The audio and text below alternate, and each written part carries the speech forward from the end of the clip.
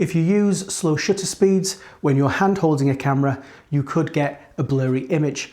Even with flash, if your ambient is high enough, you could still see shake in the final photograph. And it depends on a bunch of things. It depends on the focal length of your lens, if you've got in-body or lens stabilization, how tired your hands are, how heavy your camera is, what you've had for breakfast that morning, and plenty of other things.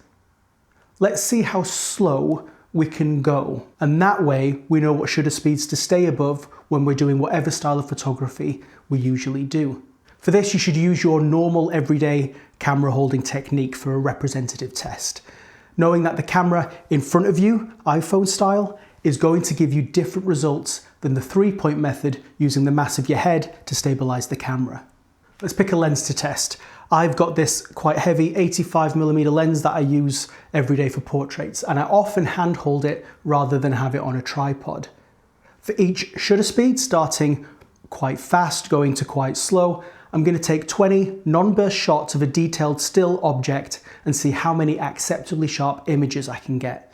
That's the hit rate. And to make life harder for ourselves, we're going to do the slowest shutter speeds last, so our arms are a little bit tired when we get there. We've got to remember that even with a camera on a tripod, solid as a rock, or with stabilization, your subject could also be moving. Your minimum shutter speed, assuming your goal is a sharp image, likely needs to be high enough to counter subject motion. For a calm portrait, that might be a 60th. Chasing your kids around your front room, and you might need a 250th or more. Again, depends on you and the equipment that you're using. For a test like this, it's good to have a stationary object and one that's moving. Again, representative of your everyday style of photography. I didn't want to have a model sit here for 45 minutes while I took the same picture over and over again. So I'm going to use this plant in front of a fan. The fan gives me a stationary object to look at, and that's going to test the movement of my camera, the camera shake.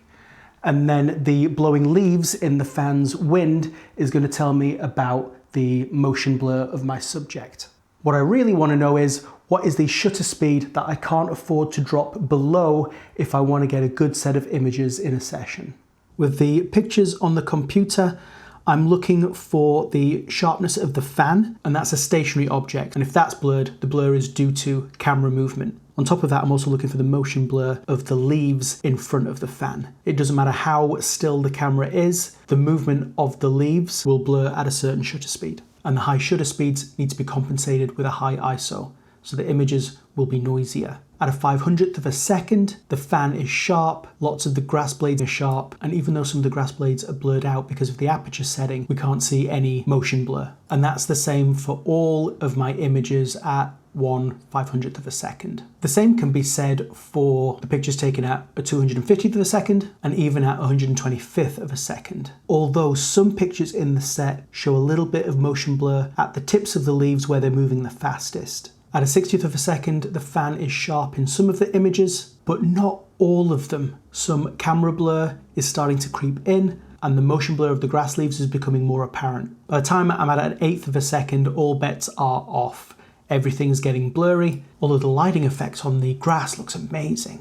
And that's why sharpness isn't always the be-all and end-all of an image. When I tabulated how many images out of each shutter speed produce sharp results, I made this graph showing that at 125th of a second or faster, I was getting sharp images 100% of the time. At a 15th of a second and slower, I'm getting blurry images 100% of the time. And that's for a Canon R5 with the body stabilization on and an 85mm lens. For me, a 60th of a second and at a 30th of the second, I was getting some sharp images and some blurry ones. So in the event that I was forced to use a 60th of a second or a 30th of the second, I would have to seriously overshoot in the hope that I would get some keepers. And that's the beauty of completing this test. Now I know which shutter speeds I can use and they will give me sharp images every time, and I know which shutter speeds I can use in an emergency if I overshoot. Fantastic information to have in your back pocket during a session.